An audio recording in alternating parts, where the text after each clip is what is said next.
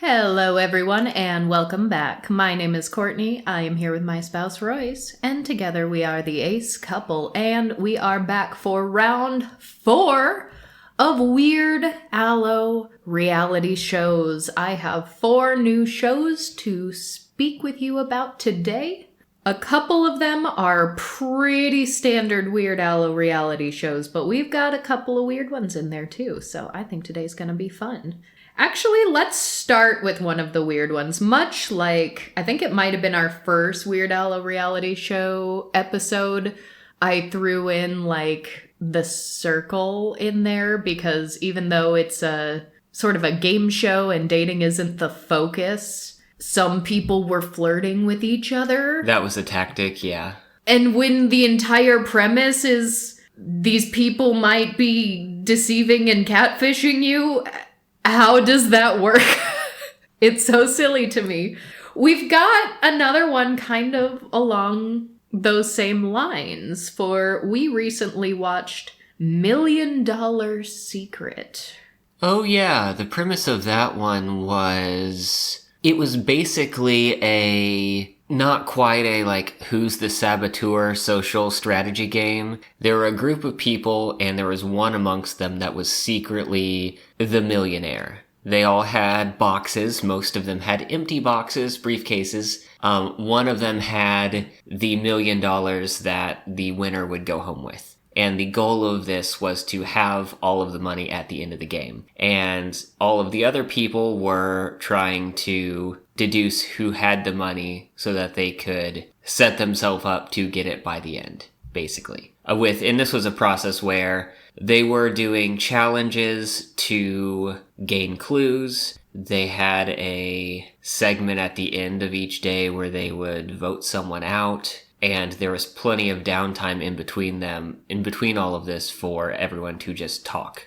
Yeah, and of course, watching this one, I didn't go into it thinking this is gonna make it onto our next Weird Allo reality show episode, because... You just needed some filler background stuff because you were doing things. Yeah, and it's not dating, that's not the premise, it's not about love, it's not about sex. It's about winning $1 million, which to me feels like a good old-fashioned game show. And there is some strategy, there's some deception, there's trying to give yourself as many advantages as you can, and then the element of voting people off, whether because you think they're the millionaire and the money will get redistributed if you vote them off, or just a really strong player you don't want there anymore. And speaking of this being more of a social strategy game show, not a dating show, the people in it were also mostly not the groups of people that you would see on dating shows, who are pretty much all like young singles. There were a couple of older people here. Most of the people, I think, had like families. They were married, had kids, that kind of thing. Yeah, so there was a mix of, lifestyle types, I guess one could say. And yet, knowing full well that at any given time, someone is lying to you and trying to not get caught, and even everyone else who might not be the millionaire yet wants to be, so they're going to be playing some kind of strategy to try to get ahead. So once again, I'm thinking, surely nobody's going to be like flirting or trying to start a relationship, because how could you trust it even if you did? And yet the Allos always find a way to disappoint me. There was one guy. This fucking guy. I think his name was Chris. Does that sound right? Was it Chris? Chris, yeah, the entrepreneur / CEO. Yep. He brought that up a lot. And that was funny too, because one of the clues they got at one point was like the millionaire is lying about their job. Because some people came in totally honest about what they were doing and who they were. Some people, as part of a strategy, were lying about personal details about their life in case that ended up mattering at some point.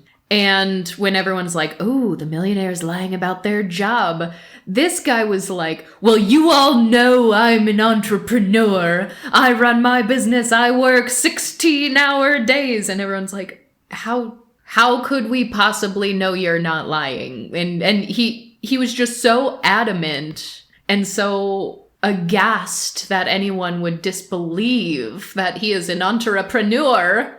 Although I do think it was kind of funny because one of the guys at one point laughed and was like, yeah, Chris gave me his business card. Which, don't bring your business cards to a reality show to give to other contestants. Just don't. Don't do it. I've gotten to a point where I hardly even like getting business cards at business networking events anymore. I'm over it. So this guy, before we even get into the Allo nonsense, like, I need you to understand the type of guy that this is. Not only was being an entrepreneur his personality, but he was also consistently overinflating his skills and knowledge and abilities. And he was always talking about how he's playing such a strong game, even though the girl he ended up crushing on was probably the fiercest competitor the entire time. So compared to her, he was not playing a strategic game. And one of the clues was about a movie. It was like, oh, the millionaire had a secret objective that's based on a famous horror movie or something. And the objective was like, get 2 people to scream by the end of the day. It was a very obvious one. And that seems so obvious. And it's like, oh, famous horror movie. And this guy was like, I am a huge movie buff. He was like, I can do this. He's like, I'm a big movie buff. I'm gonna figure this out. And, oh, what was the context? He was like mixing up 2 horror movies. Someone was like, oh, what's the one with the ski mask? And he was like, oh, that's Friday the 13th. There was a mix-up between, like, Halloween and Friday the 13th. That whole bit was agonizing. It because really was. The producers must have wanted to get this poor guy out. He had, like... such a hard job. A hard task as the millionaire to try to complete without drawing attention to yourself. And then the clue was a dead giveaway. But this group of, like, 10 adults couldn't think of the name of this Scream franchise for an extended amount of time. When they all heard him and several other people scream earlier. They called attention to it as it happened, like, maybe that was the objective. They're like, that's weird. Why would they just start screaming like that? And so, and yeah, the fact that they couldn't come up with Scream. I was sitting here, I'm like, I haven't even seen that movie, and I know it is a movie. It seems so obvious to me. But then when Chris is like, I'm a movie buff, and he's mixing up 2 movies that I also have not seen, but I knew he was mixing them up. So this guy wants to like form some kind of alliance with Sydney, who was playing such a strong game that she was consistently like under the microscope. Lots of people were like, she is too good. She's doing these challenges really well. She's consistently on the winning team. And yet she managed to not get herself eliminated despite being suspect many times. And she was really good at a lot of the actual challenges. And so this Chris approaches her and they're like in a swimming pool or a hot tub or something. So he just starts like flirting with her. And it was so funny because in his confessional, he is just so starry-eyed over this girl. And he was like, I feel like the nerd who just went on a date with the model. Which was also very weird and uncharacteristic of him because everything else he had said up to this point was like very overinflated sense of self, seemingly. So the fact that he's now like, I'm just the nerd, it's like, well, 10 minutes ago you were the CEO, hard-ass businessman, rising and grinding, 16-hour days. Now you're the nerd, okay. And in her confessional, immediately after, she's like, yeah, I mean, I'm not unattractive, so why wouldn't I use that to my advantage if I can? So she, like, absolutely saw what was going on with this and was like, yeah, I guess I could use that. The whole cast saw what was going on. They called attention to it. That was the funniest part because the rest of the cast started ribbing this guy about it, both to his face and when he was out of the room. And I was dying because one of the cast members was like, oh, he's so whipped. And that was such A blast from the past. I was like, I had to do like a mental double take. I was like, I can't remember the last time I earnestly heard someone say he's whipped, but there was definitely a period of time where I was hearing that phrase frequently, and it's been a minute. So everyone's like, yeah, he totally is. He totally is. Sydney has him whipped. And there was like something that went down where they like got upset with each other. I don't remember the circumstances, but I do remember that hot mess of an elimination dinner where they all get together, they talk about their thoughts before they vote to see who's going home. And the host of this show, who, by the way, because this is going to come up later, I loved the host of this show because it felt like there was actually a reason for him to be there. He was his own character. He fit in the story of this setting and this world, and it was unique and a persona, not just like a generic person. And he was present every single day for every single challenge and every elimination dinner. Whereas some reality shows lately, it's like, why do you even have a host? What is the point of this host? He was definitely a most interesting man in the world type, like trope character. And they played into that intentionally being a bit ridiculous. Like, it was great. Here is where the $1 million is coming from. It's why you're in this lavish estate. It's why all of these games were being played. Well, because, yeah, he was also like a millionaire, so he'd be like, there's only one millionaire in this room, aside from me. Or the challenge would be like, I need my very pretentious whiskey. You need to go to the mountains and get the correct ice off of a glacier. And so it was very funny. And surprisingly refreshing. Bring back hosts that make sense for the shows that they're on. But he commented, because he sort of starts and facilitates the conversation at the elimination dinner. And he was asking this guy like, oh, actually, no, he wasn't asking him. That's why this was great. He was asking Sydney. He's like, Sydney, you two have, had a little bit of a falling out after all this, blah, blah, blah. And Chris said you were really close, but are you two still close? And before she could even open her mouth, this guy jumped in to speak over her, saying, yes, we are. We're still close. We had a tough moment, but we're two adults and we talked it out. And, any personal relationship is going to be tough, but we iron them out and become all the better for it. Like, this monologue he gave seemed so panicked, by the way. Like, if he says it aloud fast enough, it will become true. But it also seemed like the kind of monologue that you would actually hear during the traditional Weird Allo reality shows, where everyone's trying to pretend like they're growing substantially as people during these, like, sadistic challenges.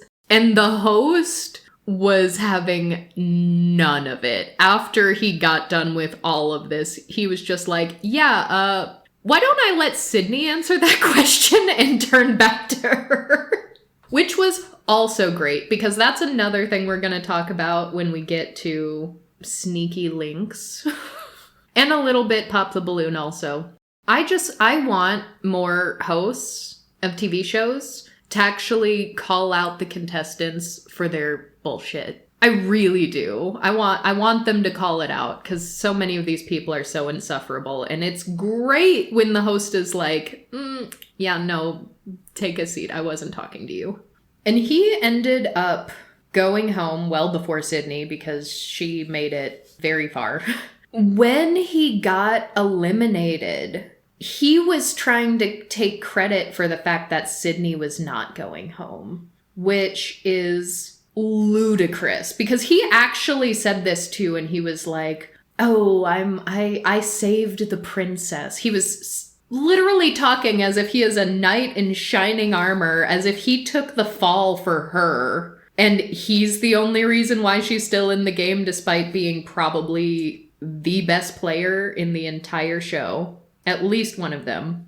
But the thing that was most absurd about that was that particular night, only one person's vote mattered. that was like the millionaire got a huge bonus. They did the secret challenge, and all of a sudden, like, they get a kill shot. Whoever they vote for is going home. It's not majority rules tonight. So he got eliminated from one person's vote who knocked him down strategically, and he's like, I saved the princess, and we're so very close. Like, my guy, what are you doing?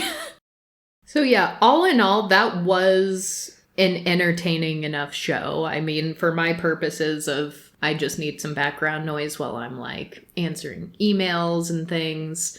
Perfectly acceptable show. Far, far more sufferable than the traditional Weird Allo reality shows. Because those, even if they're just in the background and I'm trying to get through them, they are such a slog. They are such a slog. And I'm happy to make fun of the one goofy dude who, like, makes bad choices because he's smitten by the hot girl in the context of a strategy game. I'm so okay with just laughing at that guy. But in a show where everyone is that guy, I can't handle it. So, speaking of sneaky links... By the way, is that a phrase that you heard before the show? Did they make it up for the show? Oh, I'm sure they made it up for the show. It was nauseating. The full title of the show, too. I was so baffled, and that's why I had to watch it, because I knew I was going to hate it, but I thought, okay, it can probably be a podcast episode. But it's called Sneaky Links, Dating After Dark. But what does that mean? What does that mean? Yeah, I was in and out while that was on. I was around. I was surprised by how much they must have pushed that branding on the competitors, because the people on the show were saying that all the time. They were saying it way too much. And I actually have this in my notes too. Because, yeah, so here's the premise. It's so similar to so many other shows that at this point are bleeding together for me. Like, most of them don't even have a unique enough hook that I can, in my memory, differentiate them from one another. Like, I guess MILF Manor, like, yeah, that was the one with the moms and the sons, but all the other things, like, what, Too Hot to Handle, Temptation Island. Did I even watch Temptation Island, or is that just on my list? I don't know. I don't remember. So many of them just bleed together. No, I think Too Hot to Handle was the one with the asexual traffic cone, wasn't it? I think so. Okay, so that one did have one weird little hook. What was the one you were wondering about? Temptation Island. I don't see it. I haven't even seen Temptation Island. I see Love is Blind, Married at First Sight, Too Hot to Handle, Marriage or Mortgage. Oh, that one was great, though. And Sexy Beasts. Not great. Then there was The Ultimatum, Queer Love, which was a separate episode. Then yeah, I heard they've got another season coming out, too. More Love is Blind because Swedish. Ah, yes. Perfect Match, 20-somethings Austin. See, Perfect Match, I think, was really similar to a bunch of other ones, I assume. Dated and Related was another one. And then, yeah, on the last episode, you did MILF Manor, Love Island, Secret Lives of Mormon Wives, and Later Daters. Love Island? Maybe that was one. So there was an island in there, though. You have watched some show about an island. An island and people who have a lot of sex. These shows are melting my brain. So, Sneaky Links, Dating After Dark. I saw just the thumbnail for this, and I was like, what do you mean dating after dark? You put the phrase after dark behind things that are implying, like, this is going to be more risque than the average thing. And it's like, but all of these shows are already risque to the same degree. And also, like, dating, and you're bringing, like, the entire premise of your show is bring sexy people that like to have sex together. Like, it's already after dark. What is dating after dark? And so I was already like, bad branding, I hate it. Let's watch it. So, as with many shows in this genre, these people say they want love and a deeper connection, but all they ever do is keep things casual and convenient. So they have a host here saying, you have been brought here with the person you love having casual sex with. That's right. they're doing the same thing that other shows do, where they're like, here are people that never have real relationships, they just hook up a lot. But can we make them have a real relationship for once? Or will they just continue having a lot of sex with different people? Let's find out. But the twist with this one is they're bringing in everyone's fling or past relationship or whatever the situation is. And they call them their sneaky links. We've brought your sneaky link. And all of these people coming in don't seem shy about this fact. So many of them are like, yeah, we've been hooking up casually for several years. One's like, yeah, we met through a mutual friend group and, you know, we're all friends with each other, but we've been hooking up for a while. Or one relationship was actually a relationship at one point, and they were like, yeah, back several years ago, our parents thought we were going to end up together. We like started dating in high school or something. And so sneaky kind of like implies like, oh, you've got a little secret. You've got a... Maybe some of these people were secretly hooking up in their real life, but they're also coming on a dating show and admitting to hooking up with a lot of people. That doesn't seem very sneaky to me. Like, am I wrong? And no, I have never heard this phrase before. Is this a phrase in like another country? I think the host was British, which this host is a host that did not need to be there, for one. I don't remember her name. She hardly added anything of substance to the show. Apparently that phrase got popular on TikTok.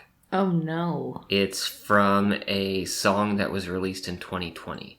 Okay. So Netflix is trying to be like, how do you do, fellow kids? Pretty much. Yeah, so I'd never heard this, and it's bad. It's really, really bad.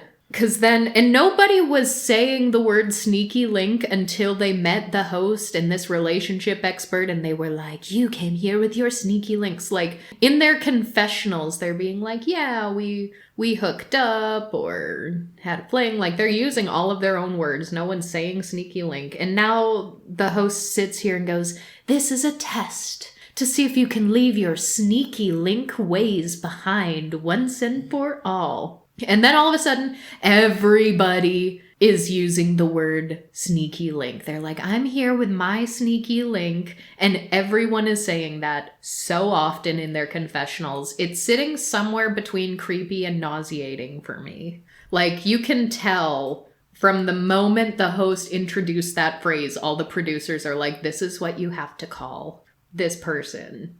It's bad branding because sneaky links, even if it's a TikTok thing, it's weird. It's a weird phrase. And again, doesn't seem all that secretive. Doesn't seem all that sneaky to me. Not these people going on reality TV. Not that sneaky. So bad branding, yes, but also kind of weird and culty. Because nobody was using this phrase until the host did and the show's premise was set, and now everybody's using it all the time. And it really did just start to feel like, yeah, this is like when the cult says you can't use this word anymore. You have to use this word. And then I just started thinking for a while. I had to pause the show and just start thinking about how many shows could actually like use cult tactics in these reality shows. Because like they can't go anywhere. They're all like stuck together. Their whole world, their schedule, everything is being controlled to some extent during these shows. And then add on to that, they're like, you have to use this language. You have to... It gets very weird very quick the longer you think about it.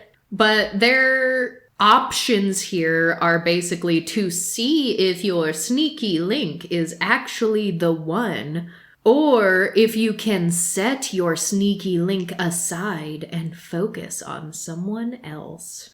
And so, did this end up working?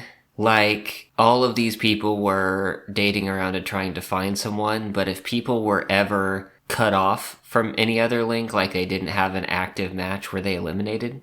Kind of, sometimes. Sometimes it was like that.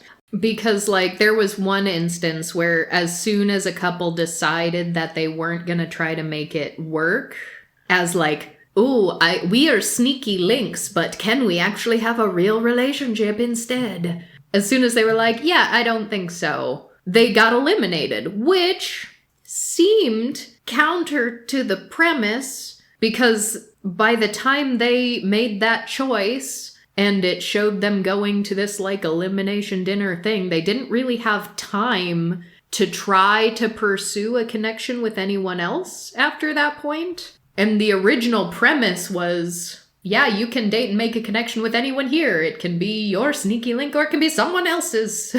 So that seemed odd, but they have this relationship expert, right? Which I think I'm always going to roll my eyes about. I haven't yet encountered a situation where someone purported to be a relationship expert I have any ounce of trust in.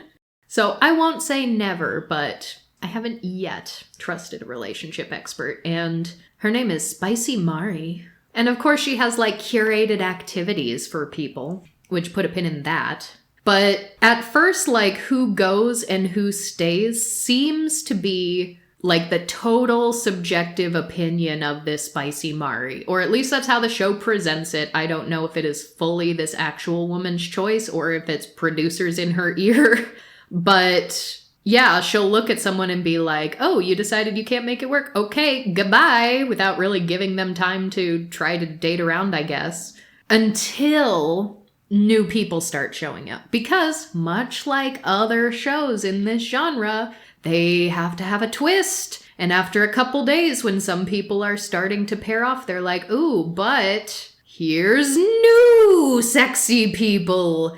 Can you still stay with that person when presented with someone new? Which is always weird. And they always present it as if this is this huge twist and is going to throw a big wrench in things. And I don't understand any of it. But after they start introducing new people, then sometimes it's up to the other cast members. Like, they invite a new people in for 24 hours, and then at the end of that 24 hours, it's up to the other cast members to decide if they want these people to stay. Which, of course, is only designed to build tension, because theoretically all of these people are already coupled up or are trying to couple up with someone. And so then they're going to sit there and make them be like, yeah, I want to keep this person here longer because I would like to get to know them better for more than a day. So then the other person side-eyeing them going like, what the hell?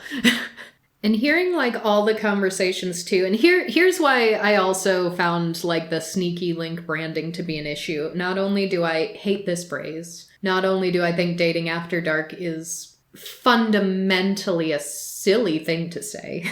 Isn't that when a lot of dates happen anyway? Yeah, certainly in this show. But then, like, all of the pairs of people who are, you know, sneaky links, they all actually have very different histories from one another. Like, they aren't all just, we've been casually hooking up and that's all there's ever been to it. Like I said, one couple was actually like a couple for a while. And so hearing them all talk about it, it's like, what even is the definition of a sneaky link? These all seem like different histories.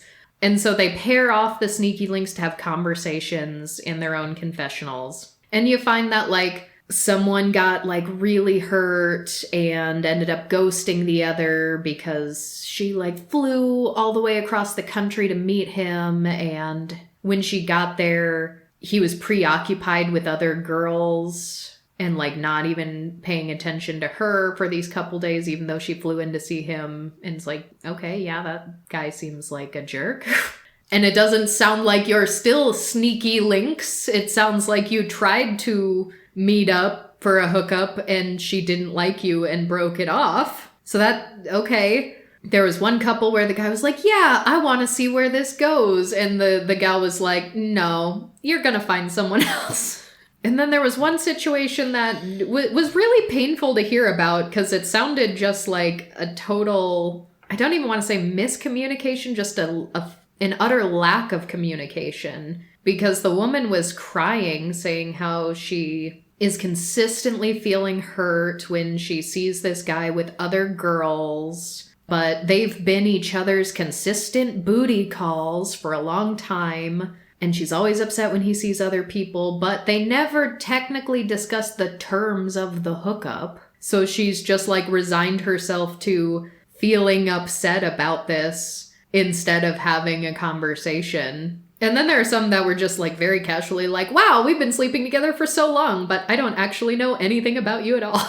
So like, by the show's definition, I thought for sure Sneaky Link was just gonna be like yeah, consistent booty calls, like a recurring fling, casual, no strings attached. That's kind of what it sounds like. But then you have all these other situations, and it's like, really the only common thread here is that all of these people, under various circumstances, have slept with the other person, and they are not currently in a committed, like, monogamous relationship with them. Like, that's the only thing.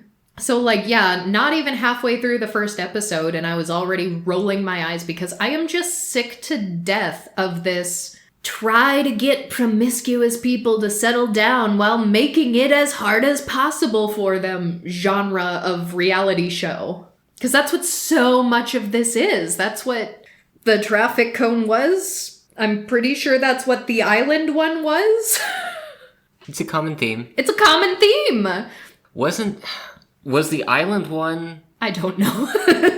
The one where they had a big pot of money, but every time they did something sexual, they lost money? But they had games that encouraged them to do sexual things? Was that the island one, or was that the traffic cone one? I don't know.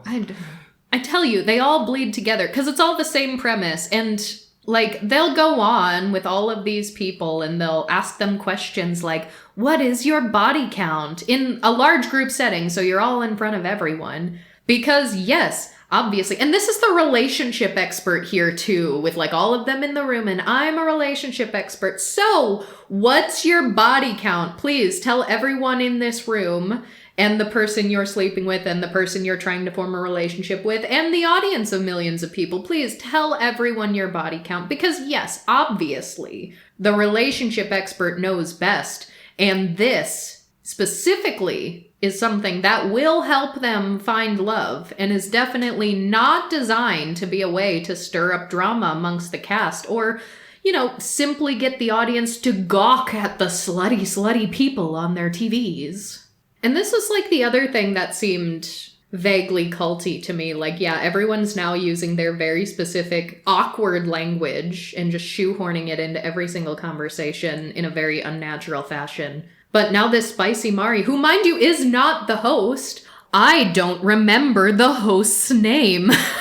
Because they never said the host's name. They were always just talking about Spicy Mari because she's the one calling the shots. She's the one creating the challenges. She's the one deciding who stays and who goes.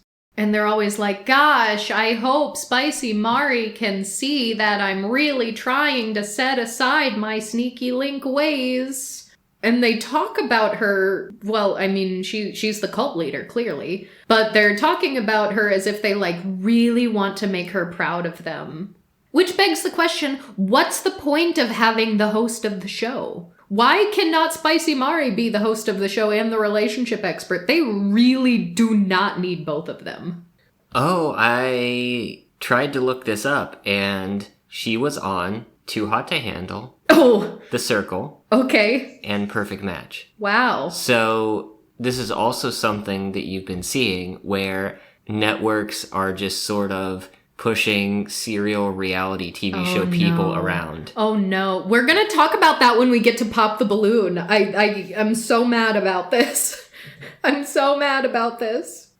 So yeah, you've got this recurring trope of don't have casual sex. Don't do it. But I'm gonna make it really hard for you. I'm gonna make you really, really want casual sex, but don't do it. Don't do it. And then you've got this trope of people who are allegedly here trying to find the one. And then, what do? But on the Weird Allo reality show, they play one of the Weird Allo party games. Because of course they do. They literally play Spin the Bottle.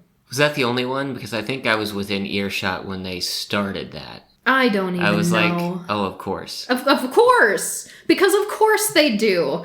But this Spin the Bottle wasn't the person the bottle lands on, you kiss them or whatever. This, no, because this is dating. after dark.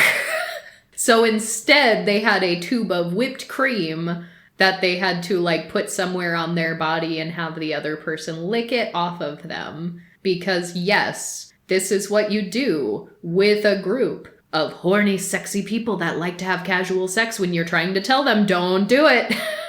Don't have that casual sex. So yeah, they always have these Weird Allo party games on the Weird Allo reality shows, but at the very least, because I've raised issues of consent about games like this in settings like this in the past, at the very least, Spicy Mari, who brought them this little gift basket of a bottle and whipped cream, had a little note that did say, like, remember to ask for consent.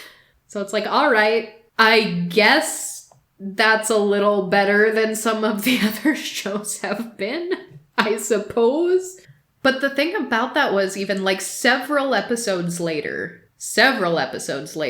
one of the prospective couples got in a bit of a fight about that, where he told the woman that seeing another man lick whipped cream off of you gave me the ick, even though he also had someone lick whipped cream off of him. It was only an issue when she had it, of course.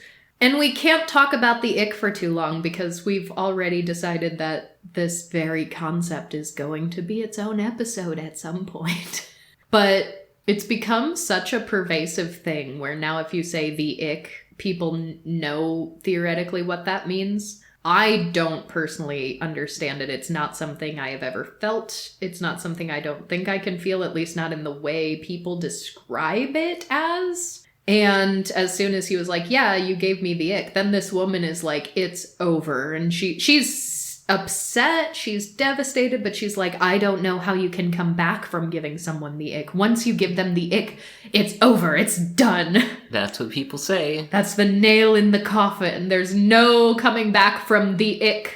And it's like, yeah, I may be fundamentally lacking something that allows me to, like, personally empathize with the ick, but seeing another guy licking whipped cream off of the girl that you are sleeping with or trying to sleep with or have previously slept with but are now theoretically trying to have a romantic relationship with, are we sure that's just not jealousy? Yeah, I think the ick has become a concept that just sort of glosses over whatever internal struggles the person has that they need to try to look at and deal with, and does so in a way that people can say, oh, well, this happened and there's nothing we can do about it, so time to move on. Yeah, it's interesting, and that's why it's going to be its own episode, but like, to me, that just, in this context, that feels very, very possessive, because like, my guy, you did it too. You were also there. You were both participants in this weird Allo party game. But yeah, as soon as she said that, like, as soon as he said that, she fully understood that, like, well, that's the death knell. We're done. Wrap it up. And like, the stakes in this game are so weird. And that's another thing I've talked about with the like specifically sex related shows. Cause there are the romance shows like Love is Blind. And then there are the sex shows like this one.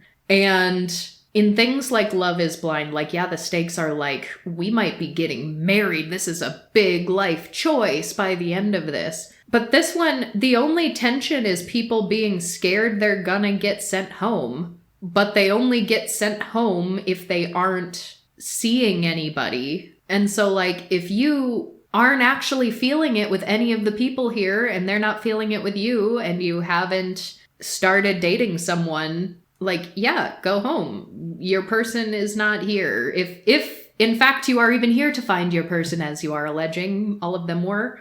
But they're all like, I don't want to go home. I'm so nervous because I haven't found anyone, but I don't want to go home. Like, what is this stake? Why am I, the audience member, supposed to feel anything for these people on a reality show who just don't want to stop being on the reality show? But yeah, there were a lot of guys who were just absolutely awful and disrespectful here. There was a woman who was like talking about her past and she's like, oh yeah, I'm a dancer. And he's like, oh, you're a dancer. And let me tell you, as an asexual dancer myself, Men, fucking cut it out. Stop it. She's like, yeah, I danced my, entire life growing up. I did tap, jazz, ballet. And he added stripper pole as she's listing the genres of dance that she did. I was so mad because I know exactly the kind of guy that is. Stop sexualizing the art and sport that is dance. Because even genres that do have or often have an element of sexuality, like pole dancing, still requires an incredible amount of athleticism. So anyone making comments like that tells me you are not respecting the woman you're talking to because you're not actually listening to the words she's saying. You aren't respecting dance as an art form or a sport. You aren't respecting pole dance either. Not the genres she actually did or the genres you're talking about, because you are just thinking of this through the lens of sex, and it's gross. Just don't. And that's what drove me nuts, because so many of the guys in the confessionals were just absolutely being clowns. Like, they'll say, yeah, I want to set aside my sneaky link ways, but they make it so hard for you to believe them, because one of the confessionals was literally a guy being like, yeah, this girl, she's got a really great mind. Yeah, really great mind. That's what I would probably say is my favorite part about her. Her mind. And then he would just start laughing with like a guilty look on his face. And it's like, is that really necessary? And so many of them are just so emotionally immature. Like, they all pretend like this is a huge learning experience and they're all growing as people, which happens in all of these shows for some reason. Like, one guy basically breaking up with a woman who he's been terrible to was like, this isn't a fun conversation to have, but before coming here, I would have just ghosted you. But now I'm learning and blah, blah, blah. And it's like, yeah, give me a break. If anything, the only reason you're having this conversation is because you know millions of people are going to watch it and you don't want them to think you're an asshole. Plus, you're also trapped in the same place, so probably producers are trying to schedule your big conversations anyway, but you also just literally cannot ignore the people that make you uncomfortable because you were shitty to them. And that is where I want to bring back my previous point about hosts calling out contestants for their nonsense. That's how you know this is all bullshit, because this relationship expert, so to speak, never tells these people, like, get out of here, go home and work on yourself, because you have issues and you are hurting people consistently. You have hurt so many people here because you're doing the same damn thing to every single one of them. It's like, one dude can string along 2 or 3 women and lie to them and say what he thinks they want to hear without really meaning it. And as long as he's still maybe gonna make a deeper connection with one of them, he gets to stay. No! Any real relationship expert, like, worth their salt should be able to be like, you're not ready for a relationship. Do you even want a relationship? Because you're not acting like it. So scram, get out of here. So yeah, in any of these shows, I want to see just once the host, like, publicly kick someone off the show for being toxic. Doesn't even have to be during a formal elimination. Just, like, go up to them midday and be like, yeah, you gotta go. Or make it a big thing at the elimination dinner. Be like, yeah, I've been watching you and you're not here for the right reasons. Get out. Because this same guy, who was just being awful to several people, outright said in one of his confessionals, like, once I go all the way with a girl, I lose interest and I just think, okay, on to the next one. And it's like, that is theoretically not an issue if you're just really honest about it. And if you're upfront with all of your flings and just like, look, all I want is a one-night stand. That's all this is going to be from beginning, set expectations. Fine. Go off. Have your fun. But instead, he's here trying to pretend like he's here looking to settle down and start a serious relationship. And there was this one scene that I want to talk about because it made me profoundly uncomfortable in more than just the usual, I don't like these weird Allo shows, and this is a weird premise and people are being weird about it. This was like, so it was 2 people, they were in bed, under the covers, making out, presumably at least partially naked, because again, They have cameras in the bedrooms at night, so they're showing people hooking up, which is a thing a lot of these shows do. And dude, like, whispering in bed goes, "Just the tip?" And she said, "No." And then in a confessional, they have her cracking up. She's laughing uncomfortably, and she's going, "What the fuck? Just the tip? We still say that?" And she's like laughing hysterically. And then it cuts back to the night where they're under the covers, and she just says, "I'm not joking. You don't listen." And he goes, "I listen." And then that was the end of the episode. It didn't show anything else about that night or that conversation at all. And all we see of them in the next episode is they have like a conversation in broad daylight outside where they seem to just mutually decide to go a little slower. But either last night was real toxic and they just glossed over that entirely, or the editors made an incredibly reckless choice to show only those couple of lines and nothing else. Like, they made the choice to show what they did and only that. And I'm here like tearing my hair out. Like, what do you mean? This guy said just the tip and she said no. And then she says, "I'm serious, you don't listen." That sounds like boundaries were, if not outright crossed, it sounds like he tried to cross them. And the editors just put that in and then didn't actually have like, and we don't have the relationship expert coming in being like, "Now you two," and also the audience and everyone else, like, why would they have that little teeny tiny note playing whipped cream, licking, spin the bottle, being like, "Don't forget to ask for consent," and not draw attention to the fact that she just said no to penetration and then said, "I'm not joking, you're not listening to me"? What? Are you kidding me? They just left it there. Like, what the hell? And then they brought on an expert astrologist. Oh, I missed that part. Does astrology even work on straight people? That's a good question, actually. I don't know if it does. And so they have this astrologist here, like, reading everyone's birth charts, and very near the end, so pretty much everyone is in some sort of established couple, and now the astrologist is telling them whether or not they're compatible based on their birth charts and their signs. And again, just the immaturity of some of these people, like, this astrologist is, like, reading the chart and saying, "Oh, one reason why you're both compatible is because you both like to go deeper." And then this guy just starts, like, cracking up because he can't handle the fact that she just said deeper.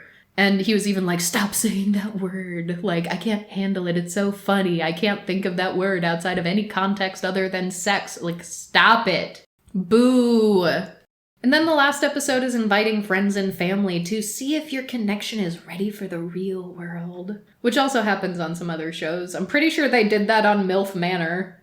And one of the moms of, like, one of the worst guys on this show, I want to call him a fuckboy, but I want to put this with the premise of, when I use that word, it is not someone who is just seeking sex and not romance, because as I said previously, that's not inherently harmful. And I know there is a big stigma behind that word because there are, like, aromantic, allosexual people out there that will just be called a fuckboy who aren't doing the things that these guys are doing. Like, when I use that word, it is not setting expectations, it is lying, it is intentionally stringing people along. It's saying the things you think they want to hear. It's just dishonesty in a way that's going to hurt someone. So one of the moms, like, fully slut-shamed the girl he was seeing. Despite her outfit not even being very revealing when they met. Especially compared to some of the things that, like, these reality stars wear in shows like this. They often wear very revealing clothing, as is their right to do and should not be a problem, but what she was wearing was very tame compared to some of the things you do see on this. And she told her fuckboy of a son The exact same one who was saying that as soon as he sleeps with a girl, he loses interest and thinks on to the next one. She said, I want you to teach her to be modest. Gross. I don't remember. He was probably wearing a shirt when he saw his mom, but he rarely was wearing a shirt. This fucking guy was rarely wearing a shirt. And his mom is like, you need to teach that woman to be modest. Absolutely not. I hate the guy. I hate his mom. And so talk about weird stakes the whole time. The weird stakes is they don't want to go home. The big final decision that they're like, this is a huge choice, is to check out as a couple or to check out alone. Okay? So by staying on the show, literally the only thing you got was more screen time by making it to the end? Yes, exactly. So yeah, and at the end they're like, if you want to check out as a couple, like meet us in the lobby with your suitcases. So they do this super goofy thing where they're standing here in the lobby with their little rolling suitcases, and the host is there who doesn't need to be here, and Spicy Mari is here because I guess she's a relationship coach. And so they're just so goofy standing here with their suitcases in front of these two being like, we're gonna check out as a couple. And what? Just go back to your own individual homes? Like, you are not getting married. You are not moving in together. I guess you can choose to do that after the fact if you want. But like, what does checking out as a couple mean? But then they make it so goofy because if they want to check out alone, they're like, don't come to the lobby to check out as a couple. If you want to leave alone, you have to go out the back window. Literally, almost. You have to sneak out the side door. So they literally show like one woman who has had it and is not going to be checking out as a couple. Like she literally packs her suitcase and like sneaks out the back door alone to get in a different car, as this other guy who I don't know who he was trying to fool was standing there in the lobby with his suitcase, like hoping she'll show up. And it's like, I don't believe you. I don't. But yeah, that's what it was. Check out as a couple in the lobby in front of the host and the relationship expert, or literally sneak out the back. It's so goofy! So then we have Pop the Balloon. Which that had a decent run as, what was it, a YouTube show? Yeah, they're still doing the YouTube version too. But they picked up a Netflix version in addition. Yes. I watched a handful of episodes of the Netflix one, and I watched a handful of episodes on the YouTube one. A lot of people were very upset when Netflix picked this up in the way they were doing it, because the version on YouTube had gained a lot of popularity. But the cast was exclusively Black on YouTube. So some people were inherently upset with that when they moved it to Netflix and made it a racially diverse cast every episode. A lot of people, especially in the Black community, were like, why can't we just have something that's ours? Why do you have to take this from us? People were throwing around the word like Netflix gentrified this show. And I can at least understand the like, this was a thing that was ours, and now it's not ours anymore. I can understand that concern. A lot of commentary I was seeing trying to look up different opinions on this was that it's somehow less pure and less important than when it was on YouTube. And I don't know that I agree with that, because they're both trash. They're both trash. The thing is, I fully understand the racism concerns, because in the Netflix show, you straight up had situations. By the way, the premise for anyone who hasn't seen this is just basically speed dating in a group. Like they'll have a lineup of people who all have a balloon, and they'll bring out a single person. And if you pop the balloon, you're saying, I'm not interested in this person. Or that person can pop your balloon if they aren't interested in you. And they whittle people down through a series of like questions and answers that go in both directions. But if someone pops their balloon, the host actually asks, like, why did you pop the balloon? And the answers we got were so baffling sometimes. For instance, there was a guy who straight up like kept popping his balloon every time there was a black woman who came out. And he outright said, I want a woman with light skin, like a Latina or white or Asian. It's like, oh, okay. So no black women. Got it. That's not a good look. And those things didn't get challenged when something like that happened very often. Not very often. Like, if someone's outright like, I want someone with lighter skin, everyone would be like, okay. And it seemed like the host was trying to keep things moving along more than anything. At least in the Netflix version, there were a couple episodes where it seemed like someone said something out of line and she would push back on him or rib them a little bit. But that didn't seem to happen every time. Like, sometimes it was as overt as your skin is too dark, which is baffling thing to say on live reality television. But even the things that you'd try to get around it a little more, like, you know, if a guy's looking at a woman and being like, you know, I like women with blonde hair, like, and sometimes people would be like, yeah, that's okay, I respect that. Like, yeah, we all have our preferences, but it's like, I don't understand it. A lot of people would say either you're just not my type, or would say, like, occasionally you'd hear, oh, I'm just getting friend vibes. That one was so weird. So many people said it.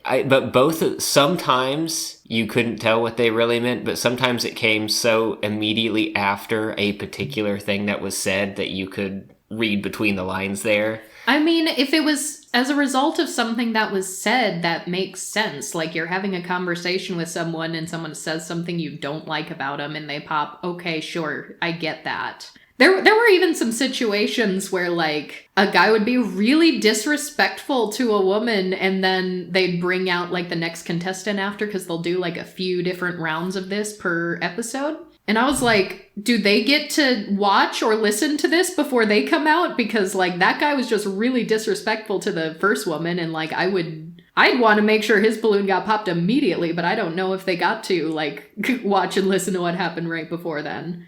But yeah, I think there was a, you know, black woman with braids at one point, and a guy was like, I don't like your hair. It's like, are you... and he'd be like, everything else about you, so beautiful, so sexy. I just don't like the hair. It's like, fuck out of here. There were a couple of weird ones too. I remember, I think, another contestant calling this person out, where more than one person, I think, was popping because of the clothing that the person was currently wearing. Yeah. And someone was like, you can get a different shirt. Like, that's not a big deal. Right. Some of them were very, very superficial like that. And so you'd have these very superficial things, or like a woman would pop because, like, oh, I just want a taller man. And sometimes the man would be taller than her when she'd say that. It's like, how much taller do you need? So I always think those things are interesting to see where people draw the line so quickly, because I have no such attraction to anyone in that way. So I can't ever imagine a world where I'm judging someone based on looks immediately. But yeah, the number of people who would say, like, oh, well, why did you pop her balloon? Like, I'm just getting friendship vibes from you. And so many of them would be like, I feel like we'd be best friends. No, you don't. Nobody believes that. So why are you saying this goofy thing? I think it's just a variation on the you're not really my type thing, which is just a polite cover for whatever thing you don't like about them. Yeah, which is weird because people watching this show want to see a mess. They want to see a fight. So, like, yeah, maybe you won't come across as an asshole if you're like, yeah, I'm just getting friendship vibes from you. I think we'd be really good friends. We'd be best friends, surely.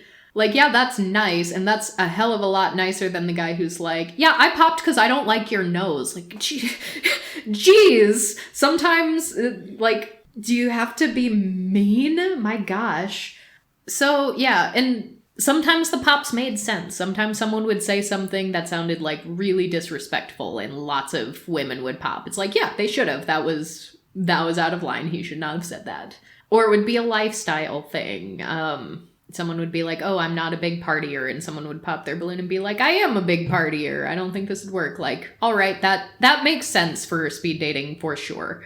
But things that bothered me were sometimes someone would get all the way to the end because they'd whittle people down until there were 2 balloons left. And then they'd take them up and have a bigger back and forth to like make the final decision. And sometimes someone would like pop their balloon right at the very end and they'll be like, all right, why did you pop? Oh, because it was the thing he said like 5 questions ago when we were all still in the big line together. Like, and they just weren't being decisive. Like, yeah. are you kidding me? Are you kidding me? There was one bisexual episode, and I will say, still trash. To me, better trash.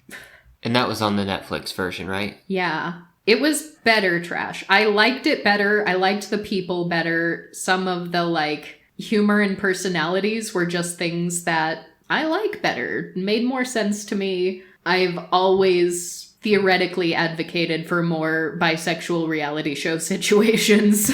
Tentatively. But when I was hearing all of these claims that Netflix took the heart and soul out of this, it was actually a very important piece of social commentary before. When it was on Netflix, it was holding up a mirror to modern dating and exposing the issues with modern dating, and it was leading to all of these very important social conversations. I'm sure there are people doing react videos or video essays. I'm sure there are conversations happening on Twitter. But, like, I watched some of the YouTube ones, too, and so many of those were also so bad, because even in an all-black cast, there was a ton of colorism. The very first episode I clicked on randomly to watch on YouTube. A couple of different times, someone was, like, saying no to someone dark-skinned and outright saying, like, I like light-skinned people better. Like... Sometimes even dark-skinned people were saying that. So it's like, all right, yeah, there was colorism, so you swapped the colorism for racism, but there's still like an underlying problem here that both shows are exposing. And you'd still have people popping for very superficial reasons or saying, oh, you know, I want someone taller. You'd also often have women in high heels who, in high heels, the man was like, same height or even a little bit taller, and they'd be like, yeah, I want someone taller. It's like, take your heels off. This man is several inches taller than you. But the biggest issue, which I will say is an issue, is that it seemed to me like on YouTube there were at least real people. Some of them were very superficial, some popped their balloons for ridiculous reasons, but at least they were just people. Netflix started bringing people on and being like, this person is from Love is Blind. This person is from one of the island shows. This person is from... And I was like, no, stop it. I don't give a damn about any of these people. Do we really need, like, a Netflix reality show universe? No, we don't. We don't need a recurring cast of people, especially when all of these are pertaining to love or dating or romance or sex, and like they already failed in previous shows. You're just gonna keep bringing them back? That actually gives them an incentive to continue failing. Yeah. Because that's a career model. That's what I'm saying. Don't let this become a career model. This should not be a business model. I hate it so much. And then I started thinking, like, they're bringing on these reality stars, and like most of them I did not recognize. I think I recognized one maybe. And I was like, maybe people in this lineup have seen that show or seen that season of that show that this person was on. Like, they could easily pop their balloons just because, like, I saw you acting terribly on this show and I don't think we'll get along. I think there were some cases where that did happen. Yeah, that's why would you do that? if this is like loosely based on speed dating, why bring people that might be recognizable? So that's a mistake and they shouldn't do it. And I think it's better when they don't. But I also noticed that some people would pop their balloons so fast. So fast. And at least the superficial reasons, I don't personally understand it, but they can at least like explain, not tall enough for me. They have their own internal answer for why they did that. So many of them were based on a response or something someone said, but they popped really quickly and after the fact got confirmation of what that meant. And they're like, oh, if that's what that meant, give me my balloon back. And they would let them get their balloon back. And I was always so baffled because every single one of those times, I was like, why did you take that statement and assume the worst and pop your balloon immediately? Why didn't you wait to ask a question to clarify before popping your balloon? And that is just a way my brain always works. I'm always going to ask for further clarification because I want to get to know someone better. But I think there was a guy who was like, oh, I don't want kids right now. And someone popped her balloon and she's like, yeah, I do want kids someday. And he's like, I also want kids someday.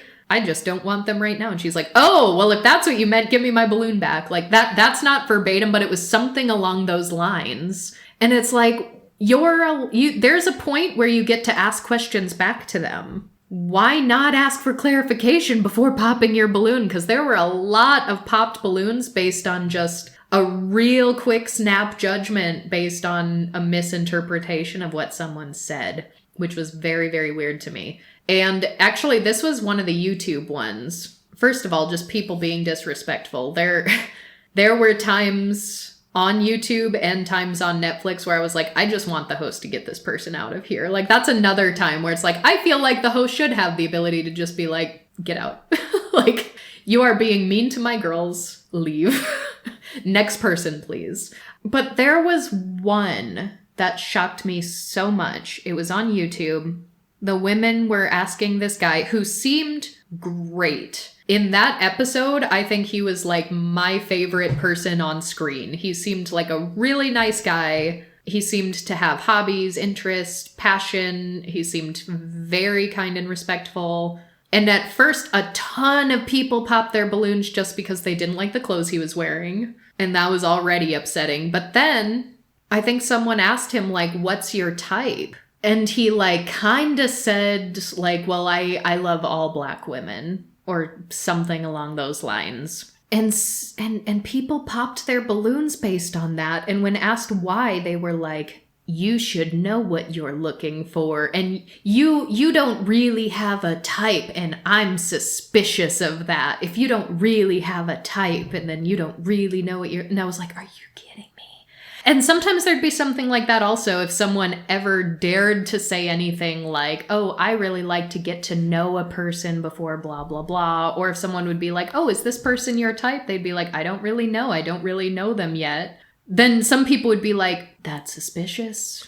That was one thing that happened really frequently, at least on the Netflix version. I'm not sure about the YouTube one, but after a contestant would pop and they would give their answer, the host would ask the singular person, do you think this could have worked out? Is this person your type? Had they not popped?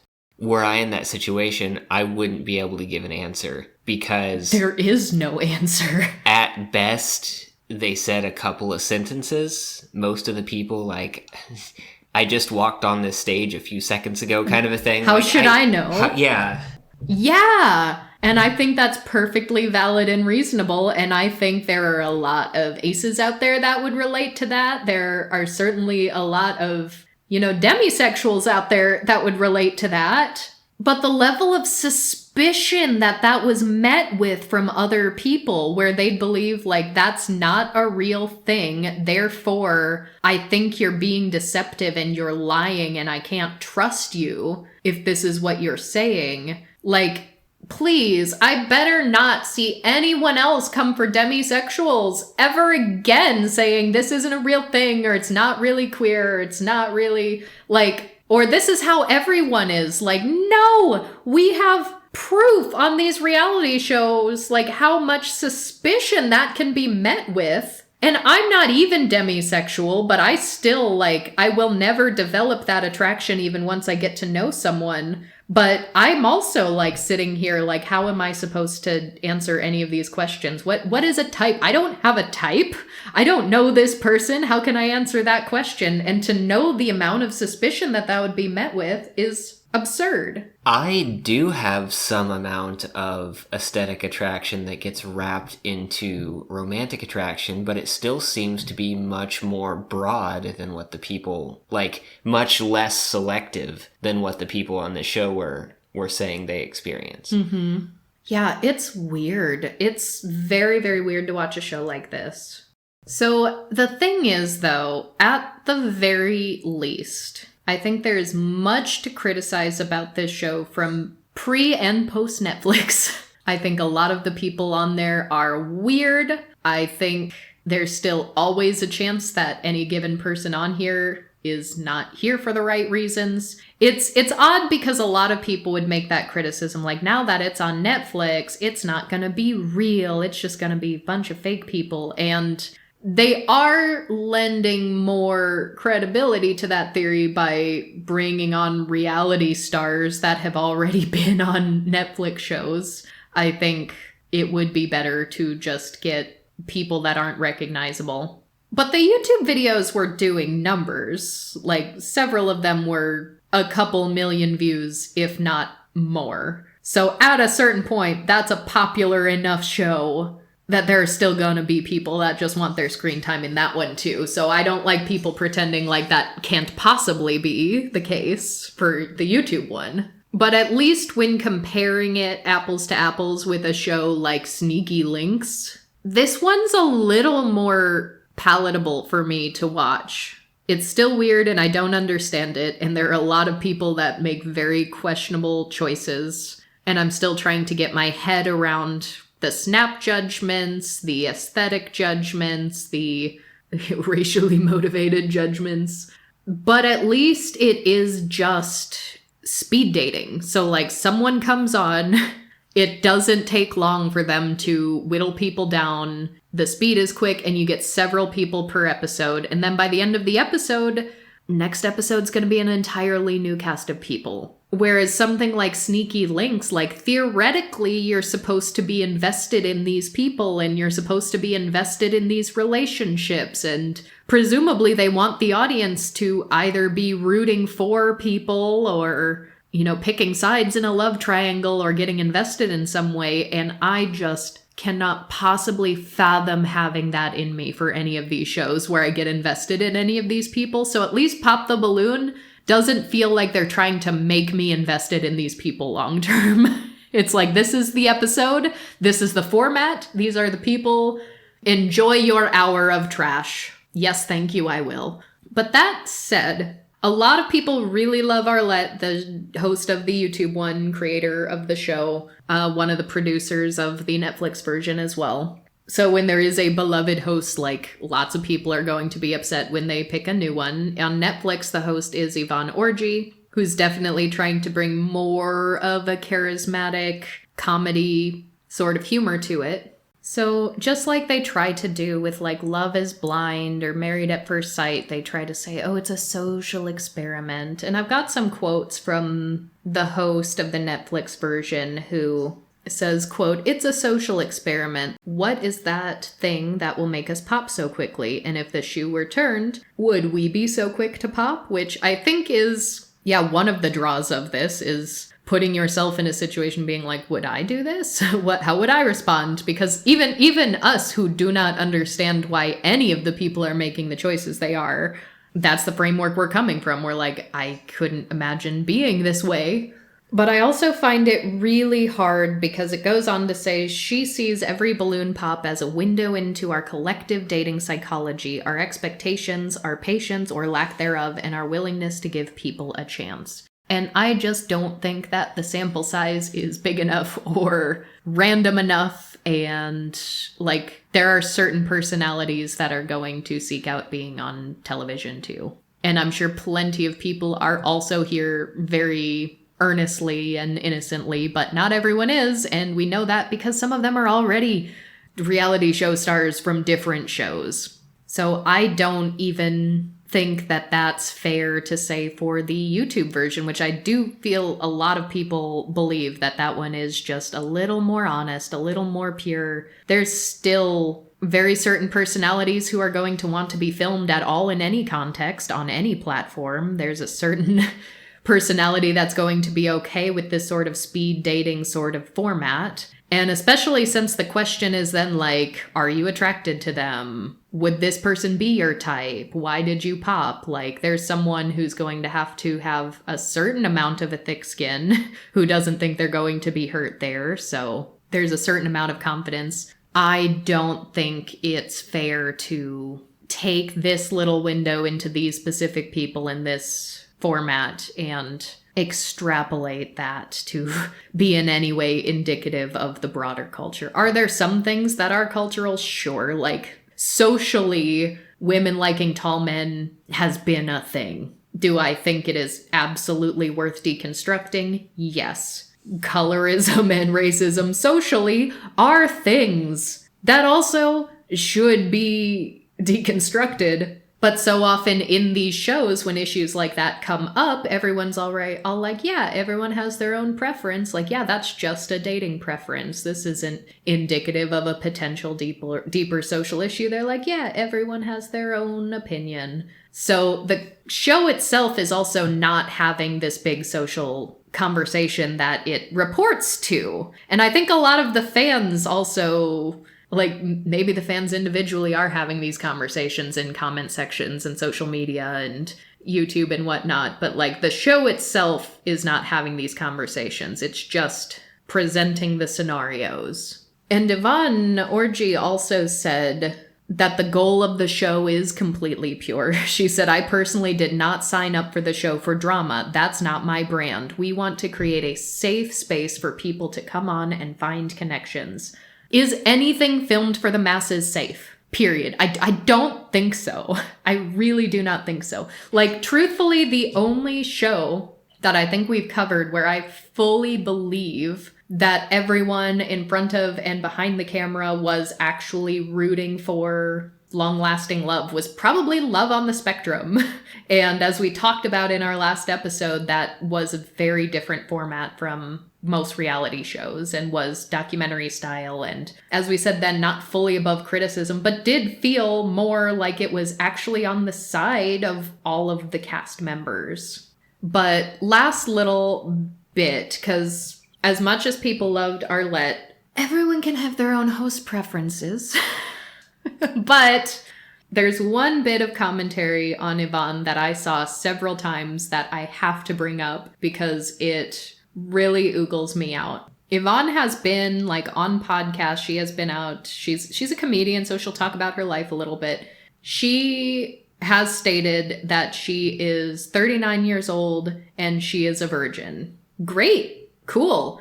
To quote those t-shirts that you see at Christian rock festivals, virginity rocks. But I saw so many fans of the original YouTube version absolutely bashing this poor woman, sometimes even before the show started or very shortly after it started airing, saying, we don't want a 40-year-old virgin hosting a show about love and attraction, and what could she possibly know about... Get right the fuck out of here. Every single one of you who used that as a reason why this woman cannot host this show. If you loved Arlette, fine. Just say you loved Arlette. But don't you dare come for Yvonne saying she's not qualified to be a host. She's not even qualified. Oh no, that was from one of the YouTube videos I saw. This man started going off on all these women who popped their balloons on him, being like, you're not even qualified. You're not even qualified. And so there's always this constant pressing question with the show too, because people say they like the honesty. They're like, oh, I like the honesty. I like when people say what their preferences are and will pop because they aren't attracted to them. And I like when they actually tell it like it is and all these things. And it's like, do we actually collectively as viewers just really appreciate open honesty that much? Or do you just like it because when you say it to someone's face directly, it feels a little bit mean? Is it just because that's a moment that can go viral? It's very memorable. It's messy. It's dramatic. Do you really like the honesty, or do you just like the mess? I think it's okay to admit that you just like the mess. I mean, that's the underlying point of you reviewing all of these shows, right? They're painful to get through, but you put things on in the background that are messy frequently. But some, like, Pop the Balloon is a mess that I can actually enjoy for an hour. It will still frustrate me, but it will frustrate me in an enjoyable way. When I'm watching Sneaky Links, I'm like, I want to break my ankles. Can I just get the biggest rock in our garden and just smash my ankle bone instead of finishing the show? Like, there is a difference. There is trash that I can enjoy, and then there's Sneaky Links dating after dark. If you also have been forced to suffer the weird Allo reality shows, if you have been burned by as many weird Allo reality shows as I have been, then perhaps you're in need of a little aloe vera gel. And boy, do I have the marketplace vendor for you. Rosemary Cat 5 is a made-to-order Redbubble shop featuring a mix of artwork, often telling a story, created by an aromantic gay Jewish artist. And I am so in love with this aloe vera gel sticker. That's why I got one of my own at one point. It's got a little, like, aloe vera plant on it. It's a little tube. It says aloe vera gel, and of course it's in the colors of the aromantic pride flag. And let me tell you, I need such a soothing balm as this after suffering these shows. There are a bunch of other fun designs here. A lot of them are puns. There's one that says standing by, by as in B-I, with the bi pride colors. And there is, in fact, I put the romance in necromance. Gotta love it. So definitely check out today's featured marketplace vendor. That was Rosemary Cat 5. And as always, links to find our featured vendor are in the show notes on our website, as well as the description box on YouTube. You can also search the name of any of the vendors we've mentioned at theacecouple.com/marketplace. And wow, we didn't even have time to get to our 4th show today. So maybe that's how we start the next episode, next time we talk about Weird Allo reality shows. But this was a goofy one. This one was somewhat of a subversion of the Weird Allo reality show trope. We watched the dropout game changer version of The Bachelor. And boy, that was a ride. 2-part episode. Kind of silly, kind of charming. Still some Weird Allo nonsense, but in a far more palatable fashion. So that'll be a little sneak peek for next time. That's how we'll start when we do part 5. In the meantime, feel free to leave a comment if you know what other Weird Allo reality shows I should put on my watch list before that inevitable part 5, because I was about to say I fear I'm running out, but actually my real fear is that I will never run out and that they're just going to keep coming forever and ever and ever. And ever.